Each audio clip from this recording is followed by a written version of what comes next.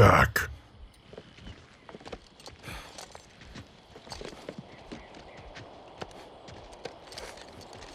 I said go back! Live another day. Go back to your father. I can't. He's dead. The Horde. It's all we have.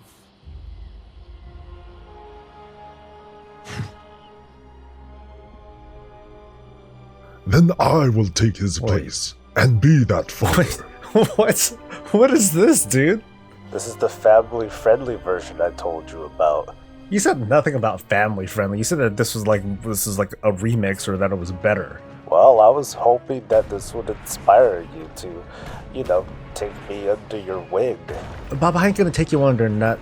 I can't believe you had me sit through this. Let's get to it. Man, you're always gonna be a cuck. Oh, shush. Hey, it's Soul. It is October 19th, 2018. This is Warcraft Weekly, and today's episode is brought to you by Mark and Raymond's Dive Bar, because after you get thrashed by Asmongold, you might need a drink or three. Meanwhile, I'm back here on the Peter, looking at the transmog that Soul ruined. I didn't ruin it. I'm just trying to experiment in advance. Hey, what can I do with this otherwise awesome looking armor? Yeah, well, it's not awesome anymore. It's just your transmog. You're a transmog. What does that even mean? Anyway, so we got a lot to cover, so let's just get started. The person who runs Week Auras posted earlier this week, suggesting that since August that there are now only 1.7 million subscribers of the World of Warcraft, which is otherwise still a large number, but a very significant drop. However, the source has been deleted and there's no actual information to back this up. In related news, Activision Blizzard, the holding company for Blizzard Entertainment, recently sold its entire stock to a single investor by the name of Jeff, renaming Blizzard into Blizzard Jeff. I'm also learning now that the report was pulled and the source is as yet unknown. However, Blizzard community managers have yet to comment, so we'll just have to assume that Blizzard Jeff is real. I admit that this is the really weird world we live in these days, where news is not really comprised of fact, but simply these kinds of assertions and opinions, regardless of the source, and while the data isn't true, the damage is done and the narrative is being written, which kind of equates to fact these days. The following was posted on the WoW subreddit. I'm going to read that right now. Soon after, I got contacted by Blizzard and they basically just told me that the data is false and that I might want to edit or delete my tweet to not look like an idiot that spreads misinformation.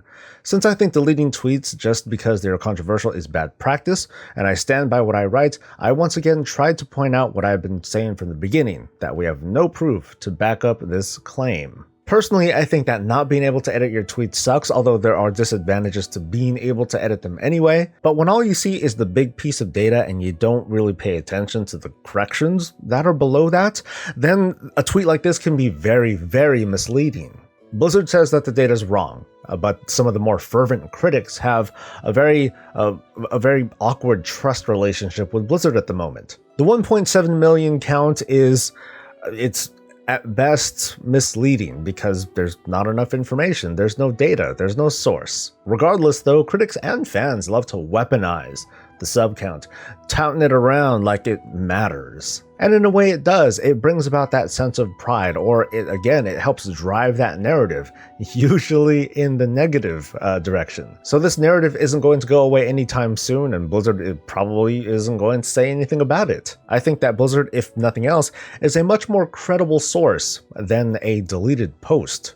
Now, the data is probably out there somewhere, but without Blizzard being able to back that up, even this data is meaningless. In related and non-sarcastic news, a 3-day trial has been put out for the World of Warcraft, granting free game time and, because of the optics, pretty much derailing all the statements that I had just made earlier. They're trying really hard to make themselves seem desperate.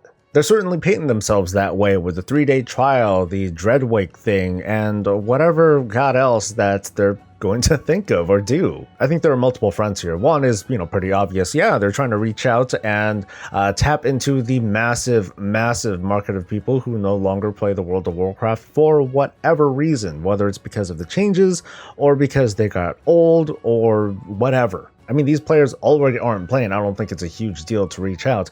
But I also think that there is something to capitalize with even the negative buzz that's going around among the vocal parts of the community who may not, and they may not be exactly communicating with the people who don't play. I don't have any data to back any of this up. That's just kind of the feeling here. Person XYZ who isn't playing the expansion or isn't really paying attention to the news might catch some sort of report from Forbes or wherever and see, oh, you know, there are certain things that people aren't happy about. I wonder what that's about. Oh, my Battle.net thing was flagged. Maybe I'll check this thing out. So those folks will come in and find out for themselves, does this thing suck? And for them, maybe it does. Or maybe it'll tickle something and it'll suck them right back in. I guess the whole thing is there's nothing to lose except, again, these optics. But what do these negative optics really translate to? Us talking about it on Twitter and it being trending and other people seeing it and then them getting curious about what's going on? I'm no social media analyst, so I'll let you folks at home and on the toilet chime in with your thoughts. If anything, I think that maybe the timing isn't very good, given that we're coming along all this criticism and the 8.1 patch hasn't quite come out yet. Maybe waiting for 8.1 would be a good idea. Maybe doing this again would be a good idea too, after 8.1 launches and whatever kinks there are ironed out. And for context, it's not like this isn't the first time that this has been done. This has been done during Cataclysm, Mist of Pandaria, it's been done for Warlords of Draenor, I think multiple times during WoD actually. So if it happens multiple times here and people come to their conclusions, so be it. This is just what Blizzard's doing. I mean, it's a free trial. What harm could it do? And then also consider that there are probably a good number of people that paid $50 for the virtual tickets, not for the virtual tickets, but for the chance to play Classic WoW for 7 days, a 14-year-old game that they probably played through already for a limited amount of time. But hey, it's your money. So let's get in with some BlizzCon 2018 updates. It's in 2 weeks, folks. 2 freaking weeks. I am super excited. I'm going to meet 2 new guildmates who haven't gone to a BlizzCon before, and I hope that I can show them a good time, or if nothing else, they're just going to eat a lot of chicken and waffles and forget about the rest of it. Anyway, we now have a map of this monstrous convention, and one curious thing to point out is that the configuration of the mythic stage is changed a little bit. Instead of it being along the side of one of the other halls, it's now being pointed towards like kind of a back wall, which is a little bit weird. I'll be interested to see how that plays out and what the purpose is as well. And looking at this map, damn. So for folks who are just listening in, take a look at the screen really quick. I want to show you the BlizzCon 2005 map. 13 years ago, there was in fact their first BlizzCon, and man, that thing is small. I mean, it's only limited to these 2 halls that you see over there, and it has such a hokey 2005 look, doesn't it? With the whole world map, and just a little bit of nostalgia here. You look at StarCraft Ghosts, a whole feature on WoW Battlegrounds, and World of Warcraft expansion. It's pretty amazing looking all the way back there and seeing that once upon a time, at least during that moment, Blizzard was just all about Warcraft and StarCraft. And now we have all these other franchises and IPs, and it's pretty amazing. I also want to ask you folks if you know anyone who's also going to BlizzCon, because this is coming off the top of my head, but this is just kind of a thought. I would love to talk with people who have gone to BlizzCon previously, especially those who are going for the very first time. Since I have a media badge thing, I want to try and talk with some of these people and kind of get in their heads for just a second and talk about, hey, well, what brought you here, or what finally got you to come to BlizzCon at last? I think it would be really cool to come home after BlizzCon and have a series of like these really short interviews with people out there on the convention floor or just outside the convention center, and just kind of get an idea of the energy, just so I can bring some of that and project it back at you folks. I mentioned Diablo a little bit earlier, so in a bit of related news, looks like Blizzard came out to kind of downplay some of the hype about Diablo, as in, is there going to be a Diablo 4? Will there be a Diablo expansion? And it appears that there likely won't be. At least there definitely won't be a Diablo 4. I'm still kind of holding out for an expansion reveal, but it looks like they are in fact working on multiple projects, which could include Diablo 4 or an expansion pack. But there are other projects that might be on the horizon, and I just wanted to take a moment and ask myself out loud, what could they be? Could there be a Diablo live-action movie or a TV series like Game of Thrones or something on Netflix and HBO? Might there be some sort of animated series, another IP on like mobile devices? I know what I would like to see. None of that. I just want a freaking expansion or Diablo 4. That's it. Sorry, Blizzard. That's what I'm looking most forward to. I just want something to get into and play. The experience of Diablo and the universe of it, I would love to see more expansions on it and to see it build up a little bit more. But in the meantime, at least the person that I am right now just wants a little bit more to play. Now let's move on and get into what's in the PTR. Now things are getting meatier and meatier with more content available to check out, including the Blood Elf Heritage Armor acquisition quest line, super thing. Yeah, we finally have the armor set, and man, this delivered. We finally have a first look at the armor set, but let me underline that this is a first look. I have a pretty good feeling that this is going to be changed over time. A couple of critiques and other things to point out. One is that there's going to be both a robe version or a dress version and a non-robe / dress version. Because of that, and when we take a look at the business going down below, I have a strong speculation that the pants and the feet are going to have some sort of 3D texture that's added to it. At the moment, this version of the pants and feet that we're looking at appear to be suited more for the robe version, because otherwise, if there were 3D textures, then they would stick out all nasty like. Meanwhile, Blood Elf hair continues to defy any kind of helmet that's put on its head, including its own heritage armor. Some hair works out better than others, so despite the cool 3D textures, out of a score of 10, I'm going to rate this Bob. Wait, you scored it a Bob out of the... Hey look, it's your dad! Oh my god, father! Meanwhile, we have other sets to look at, including the raid version of the plate gear that we're going to see in the battle for dazar'alor, which is apparently what they're going to call it now, which is really, really exciting. Ooh. It's gonna be like, Hey guys, I'm looking for more from Mythic Boda. Boda. And you know what? So far, I'm hesitantly cool with this. It's not that bad. To be honest, I think it's because the shoulders are very muted, at least on the non-mythic version. I mean, the mythic version is like, dinosaur face. but then on the normal ones and the heroic ones, it's not so bad. It is a little bit bulky, but it's pretty streamlined, and it does kind of have that realistic look, like this can be feasibly done in real life, kind of, sort of. We need to remind you of the shoulders, and this is like dinosaur bone. Well, yeah, I know this is like fantasy make-believe kind of stuff. I'm just saying I like it, okay? Same thing with the Darkshore cloth stuff. I think that this is very iconic for the Forsaken. For others, like if I'm going to have it on my Blood Elf Warlock, maybe it's not going to look like as iconic, but it still captures a pretty strong theme here.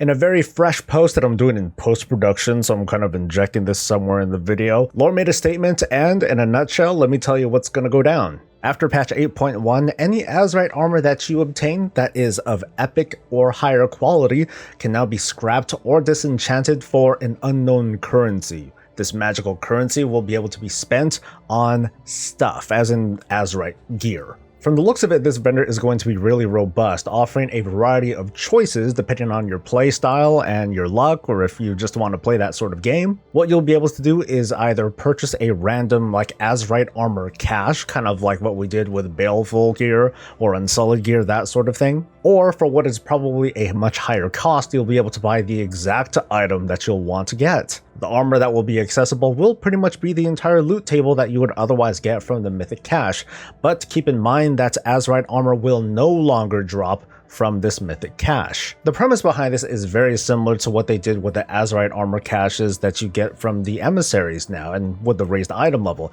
They just want to be able to cover all the bases, all the different kinds of playstyles, to make sure that everyone will have access to this sort of gear, and the level of agency that you get is going to be probably dependent on, one, how much you play, and two, the level of play. So the thing that we're waiting on is the values and the currency levels, and just how much will a high-end Mythic Plus player get as opposed to a high-end Mythic Raider, as opposed to, bums like me that just do like world quests and like every now and then some simple stuff. This sort of system is mostly designed though to cater to people that do Mythic Plus, because you'll also get a pretty significant amount of whatever the heck this currency is from that weekly cash. There are some initial values that are put there. For example, completing a level 10 is supposed to get you 3 times as much of the currency as completing a Keystone level 7. So my very fresh opinion is, so far so good. Let's wait for the values and let's see what kind of player behaviors come out of this. A new build for the PTR is going to be expected next week,